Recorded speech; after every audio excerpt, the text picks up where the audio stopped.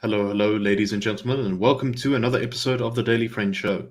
I'm your host, Nicholas Lorimer, and today I am podcasting with Mr. Gabriel Crouse. Gabriel, how are you? Very well, Nick. How are you doing? Nice to see you 2 days in a row. Yes, and you will be with the listeners again on Thursday because you are a very good colleague to have. But we'll get to that tomorrow, I think. And Mr. Marius Roodt. Marius, how are you? How's it, guys? How's it, Gabriel? Lekker. Right. So in our pre-show thing, Gabriel flagged that there is a new menace, or I wouldn't call it so much a new menace, but an old menace is showing itself to be potentially even more dangerous than we first thought. Of course, talking about the Expropriations Bill. So we've talked quite at length about this bill, but I think we can go over some of those points again. But the latest development is that the bill is having some changes suggested to it as it goes through the parliamentary process. And some of these changes are, as far as I understand them, look to turn what is already a terrible piece of legislation into a very terrible piece of legislation. Gabriel, is that fair? What exactly are the changes that are being proposed here? Yeah, I think you're missing a very. It's going from very terrible to very, very terrible, something like that. So the two recommendations coming from the Department of Land Reform and Rural Development to the special ad hoc committee involved with thinking about amending the Constitution and getting through this legislation in terms of the Expropriation Bill, getting everything compliant. The one recommendation is that the courts be, as it were, written out of the legislation in terms of when and how to grant nil compensation. And at a certain level, this is academic in the sense that the courts, based on other parts of the Constitution and our right to due process and so on, should always be a port of call for people to go to if they feel like they're being done an injustice, whether that's by a private actor or by the government itself. So you don't have to have that written into any particular law. But how it's written in is important, given the fact that the legislation as it's currently being tabled, both in terms of amending the Constitution and just in terms of the Expropriation Bill, put the onus almost entirely on the citizen and almost none of it on the state to prove that nil compensation is just and equitable. So if you, on top of that, if you say, look, it's all up to the citizen to prove this, and after the fact, in other words, you can be expropriated and then you can have to begin proving it so that now you've already lost your property. If on top of that, the legislation doesn't even mention the court's particular role, that does seem to weaken the citizen's position even further. So that's part of what's going on. And there's some back and forth about it.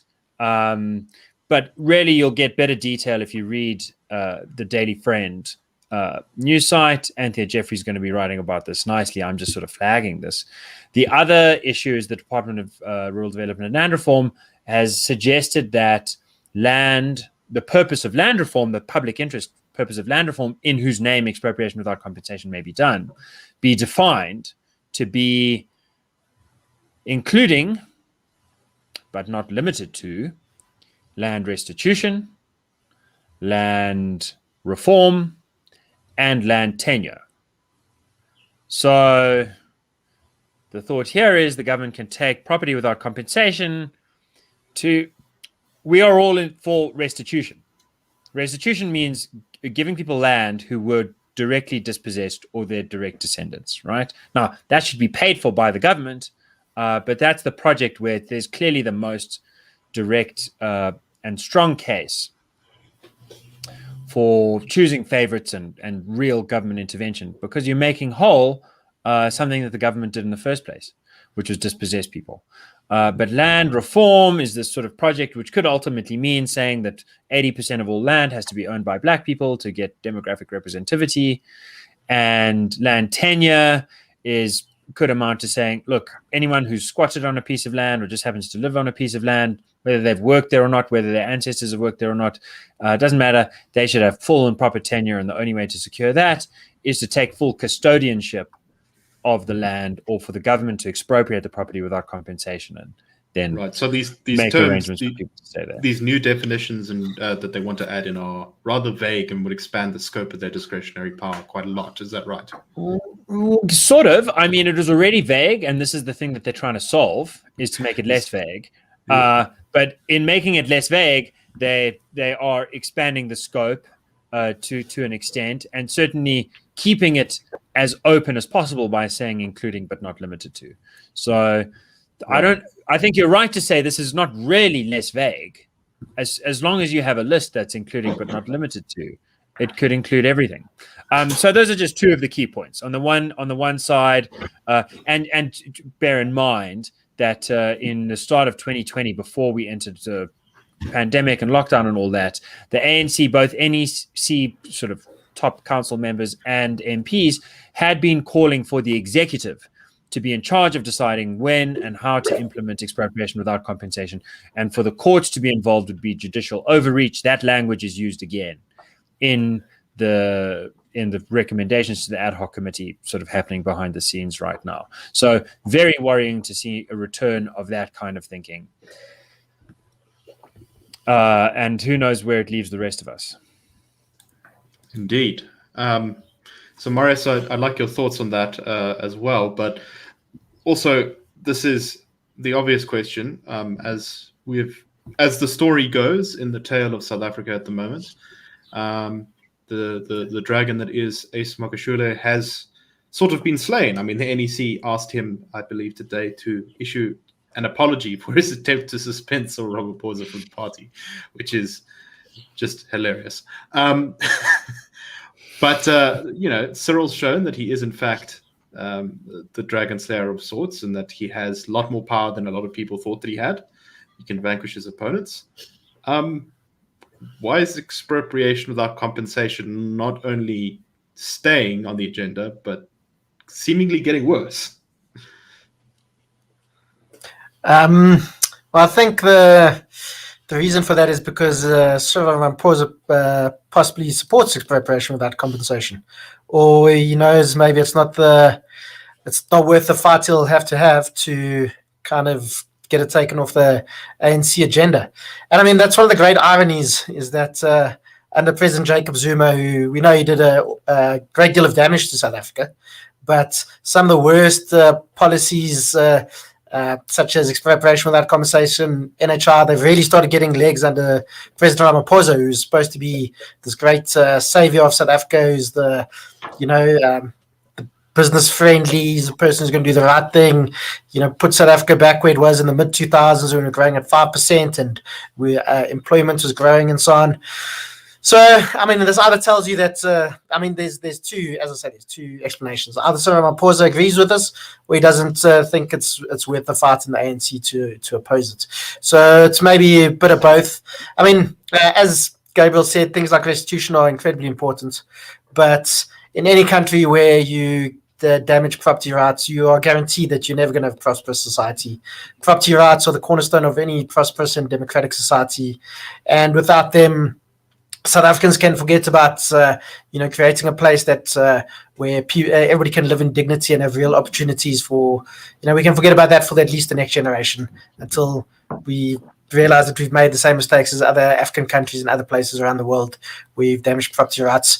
But something else to point out is there was an article in Fin24 from just a couple of days ago, and saying a study of looking at farms that were bought and bought from people who want to sell the farms and given to land beneficiaries. Between 70 and 90% of those farms are not working anymore, and it's a combination of people who are given the land don't have the funds to work it, or they don't have the skills, or whatever the case is. And this isn't a new thing. There's in 2010, the then Minister of Agriculture, Gugile Nkwinti, he said 90% of farms that had been given to land reform beneficiaries weren't working. So, I mean, I've said this before. I don't think any person is opposed to land reform, and at the same time, being opposed to expropriation without compensation doesn't mean you're opposed to land reform.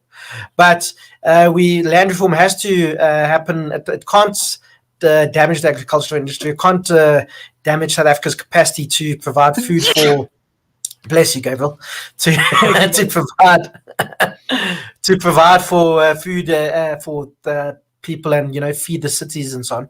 So it's got to work together, and I think that's a balance you've got to get. The land reform has to be done in a sensible way that doesn't damage property rights and doesn't damage food security. And expropriation with that conversation is not the way to that, because we won't see any true land reform, and it'll damage property rights and also damage investor confidence. And the ANC and other people like the EFF can rail as much as they want against the international capital or investors and so on, but without them, South Africa can forget about becoming a prosperous country. Right. So I think this kind of exposes the falseness in many of the actions of our opponents on this question, which is that if people genuinely cared about increasing the number of black landowners, about restoring land to people who were abused and dispossessed by the state previously, then they would do things like fix some of the processes that currently work. I mean, we've already seen, as you just said, huge failure rates amongst the farms or the properties that are given to people. I think in that same story, Marius, there was an explanation of a tribe in Northwest who had been given a piece of land and they wanted to build an ecotourism lodge in it, and just the whole way through, government bureaucracy just choked the project and prevented it from getting off the ground. And then, of course, COVID and lockdown hit, and they just really haven't been able to recover since. So it's really tragic. So if they really cared about what is that horrible phrase that the EFF uses, the dignity of the black child, they would, I suspect, to do quite a lot more on this issue, rather than just expanding what doesn't already work. And I think that is... Or look at places like the Igonyama Trust or other places where traditional leaders own a lot of land, and people are basically tenants of the king or traditional leader in that area. I mean, that's where, the people, that's where we need to look at real land reform and give people title deeds and so on, instead of living at the whim of a traditional leader. Right. And of course, under the EFF's land policy, which is not quite this, it's even worse than this, the Expropriation Bill, the number of black landowners would be reduced to zero, because there would be no landowners, because the state would own everything. Gabriel, final thoughts on this? Yeah, I think it's worth remembering that after the first deadline was closed for all land restitution claims, 95% of them were settled. Most restitution's already been done. And 90% of those people who settled their restitution claims opted for cash rather than land. Right. Yeah, that's another important. With a very simple reason that this is an urbanizing country, that there's more opportunities in the urban centers than there are in the rural hinterland, and that people, when given the choice, wanted to come to the cities to get a job and send their kids to good schools and all that kind of stuff. Right. And so the issue really is social engineering. The issue is not what does the black child want, or more importantly, what do adult South African citizens want. The issue is, what do a handful of social engineers who really come out of the Stellenbosch of the 1930s, when they, in the picture of human beings as like ants or chess pieces that must be pushed around the board by grand viziers.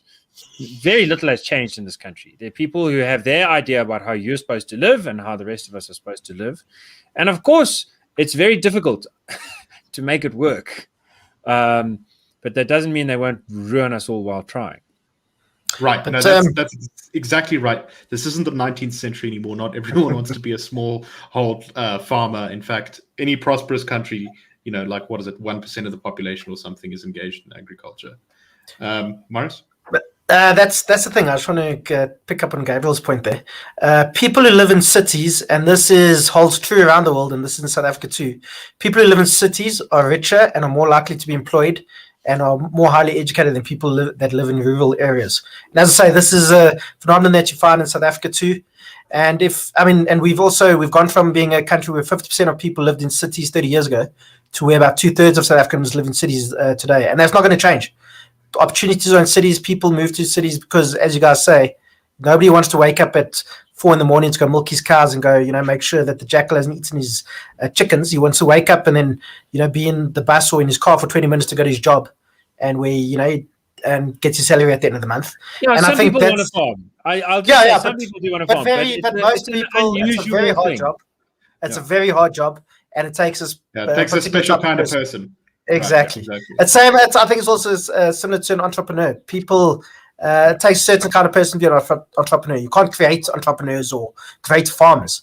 But, and I think, that's the final point I want to make. I think if we really want to do land reform in South Africa, we've got to look in the cities. We've got to make sure there's decent places to live for people and that they're close to work opportunities and close to schools and so on. And I think there's also a legacy of the past, obviously, and apartheid spatial planning and all that. But that is where we actually have to look for. That is where land reform, it's got to be in our cities and urban planning and so on. That's what we've got to look at. Well, and make sure that there are jobs to be close to in the first place. Of course.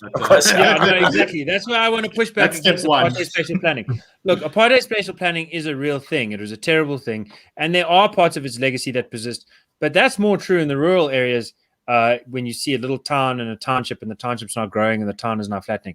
If you look in the major cities outside of Cape Town, every major CBD that completely excluded black people is now 99% occupied by black people. Yeah. Whether it's the CBD of Pretoria or Johannesburg or Durban or East London, Buffalo City or Port Elizabeth, Nelson Mandela Bay. What's Port Elizabeth's new name, Gabriel? The idea that we Port Elizabeth is Nelson Mandela Bay. What did I say? Port Elizabeth itself, not the municipality. Yeah. The point I'm trying to say is, I'm missing this joke. No, you forgot, but it's fine. We'll talk about it another time. The point I'm trying to make is that the CBDs of this country, almost all of the CBDs of this country that were exclusively for whites, you hardly ever see a white person around. So it's silly to pretend that apartheid spatial planning defines the problems of Hillbrow. Yeah. There's also only X amount of people that move into a CBD, though. That there's not enough security, there's not enough jobs in those places, in part because there's not enough security, in part because there's sewage flowing down the streets, in part because the potholes there are worse than anywhere else. The power goes out all the time, and people. And this is important because if you want to get over the legacy of apartheid, the thing to do is trim the weeds, keep the lights on, make sure that crooks don't own the streets at night. Then you turn Hillbrow from being a very interesting place into being a very interesting place. Turn it from Mogadishu on the Yexkay to whatever else.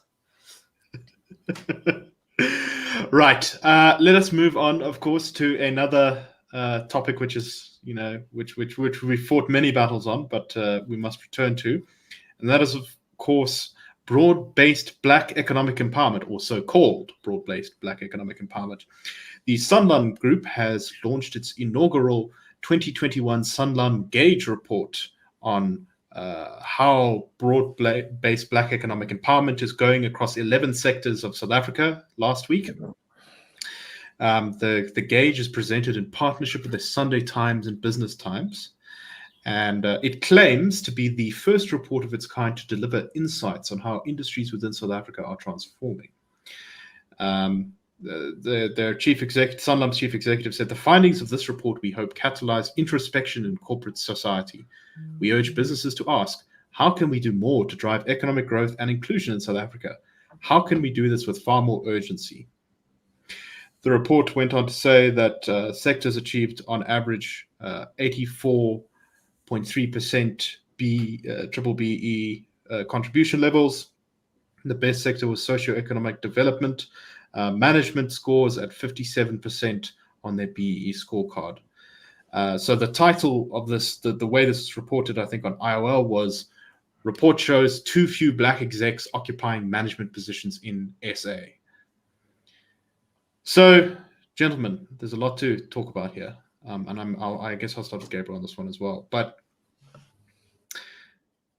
the way this is, BEE has been put as the solution to the problem of not having enough basically middle class and powerful black South Africans, right? It's been very aggressively enforced by the government for the past 20-ish years, 23 years or so. And yet, according to this report, it's not been that effective. So what am I missing here? I mean, if assuming that racial representativity is the thing we want, which I think none of us on this podcast agree is the standard by which an industry should be judged, but even so, it doesn't seem to have worked to achieve the social planner's objectives. Gabriel, your thoughts on this report and what I just said? Okay, yeah. So it is an interesting thing about BEE that if you want more BEE, if you want to make the argument for BEE, then you have to start with the premise that there's been no progress.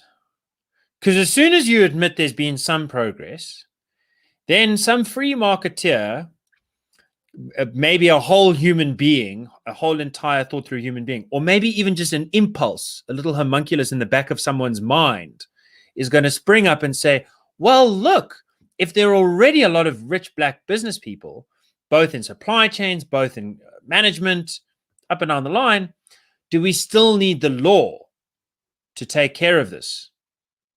Or can we just let the free market do the rest? So you need to make sure you never hear that argument. So you need to say there's been no progress at all. There's never been any progress in terms of BEE. That's why we need BEE now more than ever. And this is the argument that the report's framers make in the mainstream media. It's not really the argument that the report makes. The report says 80% of targets have been reached. This is how IOL has framed the thing. And not only IOL. But the report says, look, in terms of most targets, we're sitting at 80%, 90%, some 110%. You'd be amazed at how well you can do. And the most impressive achievement coming out of the Sanlam Gauge report is Sanlam, which has got BEE level 1, big star, thumbs up on all sides. It's very exciting. They discovered by doing the sector level gauge report that the whole point of the thing is we're not going to look at particular businesses. We're going to look at sectors. Right, so it's like the student in charge of marking the papers turned out to get the best marks in the class. Amazing. So Sanlam, and they pioneered BEE in 1993, and they're very proud of that. Okay, so if it sounds like I'm being flippant about the report itself, having dealt with the framing, which I think is ridiculous, the report itself is an empty vessel. Firstly, it's not true that it's original even from Sanlam. You will find Sanlam reports dating back to last year. This is not their first report, and you'll find earlier ones too. Secondly, it's not the only report to be doing what it's doing, even excluding Sanlam's earlier attempts, because the Black Business Chamber and a regulatory body issue these kinds of reports every year and have been doing so for the last 20 years, both at sectoral level, national level, and geographic level, so provinces and so on. Okay, so it's completely falsely represented both outside and inside of the report as unique and original. But again, it's this amnesia that you have to set in order to go forward. What really makes it empty is that it doesn't contextualize either the numbers. It just gives BEE scores. So a score of 9 for one thing is different to a score of 19 for another thing. For example, management control versus social development and upliftment versus black ownership versus supply chain diversity. These are all one score 25 is really good, another score 5 is really good, and they don't explain that ever. So you have to already know by looking at the Black Business Chamber's documents, for example, what any of this means. And if you've read that, then you know that none of this is original. The really troubling thing is that in the absence of those numbers, it's hard to tell what's going on with the particular companies they've chosen, because the one unique thing is going to be the companies that they've chosen to survey in every sector to stand as representatives of the sector as a whole. And when it comes to the headline finding that there's not enough black people in management level of South African business, the worst performing sector is transport. So the transport sector is kind of, you rub your head and you think, well, we read the Ivo Factors report for the IRR. Transport sector in 2017 was worth about 90 billion rand a year. And that's just the taxi industry. That's the minibus taxi industry, whose racial composition is not officially reported, but anyone's welcome to take a stab in the dark at what it might be.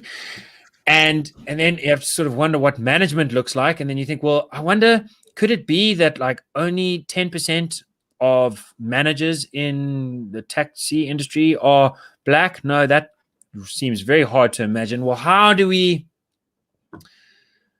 square up that bit of evidence? We know that there's about 90 billion a year. Can we see what the revenue stream is of the transport sector that Sanlam has in mind? No, we can't, because we don't have any numbers. No, we can't, because we don't know what the companies are, so we can't refactor what those numbers are ourselves. So the whole way that this is presented is so opaque. Like, there are no hard numbers. There are just BEE scores for companies whose names we don't know. So I'm not saying they're cherry picking. I'm just saying, if you were going to cherry pick, this is how you'd set it up so that no one could prove one way or another. And that's worse than cherry picking, because what you're just giving is empty data. You know, Right. I might as well tell you that I spoke to 5 of my friends, and based on the conversations we had, their BEE scores were great. So the country's doing fine. I mean, that's as falsifiable a claim as the Sanlam report. Right, and the fact that, you know, the Sunday Times and Business Times are kind of involved with this as well, it just feels kind of weird. It really does feel like this is more an attempt to sort of Sanlam say, "Look at us, government. We're on board. We're on team whatever government now. We're following your orders to the letter, sir." That's the impression I get anyway. Marius, your thoughts on this report? Yeah, I mean, can't really fault anything that Gabriel says there. I think he's quite right. It reminds me of when the Steers survey about best fast food restaurant in South Africa came out, and Steers found it was Steers. It was quite interesting. But that's a joke. I don't know if there's ever has been a survey like that. But yeah, and you often, it seems to be that people, there seems to be an inkling that BE is not working, but nobody wants to take the political leap and say, you know what, let's do something completely different instead of continuing to, you know, implement stricter BE. I mean, Tuli Madonsela just said in the past couple of days that BE is not working, but she also said somehow this is increasing white supremacy. I'm not sure how she squares that, but she did say, I mean, she flagged the internal contradictions of BE. She said, how's it fair to tell a white-owned family business that you have to give up some of your control to black businessmen? So it's not fair, and doesn't make anything better. And you know, and this is not a new kind of phenomenon. I remember Gwedi Mantashe a couple of years ago. He said that BE is simply not working, and the government should not be in the position of creating a black middle class. You know, because he was flagging the issue that, you know, a bottle of water will cost R2 and the government pays 30 rand to supply, or whatever the case is. And you're saying it's not feasible, it's not sustainable. And this is a couple of years ago. I'm open to correction. I think this was as long ago as about 2012. Gwedi Mantashe was saying this. Something so like that, yeah. Yeah, so it's not, you know, the government has been aware of this for a long time, and, you know, the BE's done very well, actually, not BE, I mean, as you said, maybe it's, so South Africa has done very well in creating a black middle class, you know, but it's not clear. The only people who have benefited from BE are the relative elite, people who already got good connections, who have been well educated or whatever. We see in South Africa levels of poverty have started increasing again since the 2010s. Black unemployment is about 50%, and I think that's just on the strict measure, not even on the expanded measure. And inequality, when you look just within race groups, the only race group where inequality has increased in the last decade or so is among black people. Inequality in South Africa has actually declined slightly, contrary to popular belief. And for white, colored, and Indian people within those groups, inequality has declined. It's only amongst black South Africans that inequality has increased. So you've got to ask, I mean, is BE helping? You know, it's all very complex, but I think it is. Let me just say one thing. I think that it is helping white supremacy in the sense that so much of what's worked has been ordinary South African citizens who have gotten ahead, who've started a business, who've sold guineas on the side of the road, and now they've figured out, look, you can make 20,000 Rand revenue a day if you're making the right guineas or whatever. You know, South Africans have really grown who did have horrible ceilings placed on top of their head by apartheid, and you take those away and everything gets better. One of the challenges with BEE is that it has made the most conspicuous paradigm exemplars of black excellence think about Julius Malema with the Gucci watch and the Breitling and the fancy lifestyle. That kind of paradigm exemplar of like, look at what the new black elite looks like. Thoroughly and deeply corrupt. And I think to white supremacists who are reluctant that apartheid ever ended, that sits as a nice example of you see what happens. So that's one regard in which I do agree with Tudi Manansela. BE has been nice for white supremacists, been nice for black race nationalists. What it's not nice for are us non-racialists sitting in the middle who don't really care about the color of your skin. If you're the plumber, we want to know that you can flip and make the proverbial not hit the fan. Well said, sir. Anyway, that's all the time we have for today. So thank you very much for listening. We will see you tomorrow on the next episode of the Daily Friend Show. Please like, comment, subscribe, share the podcast, share the video, do all that good stuff. And thank you very much. We'll see you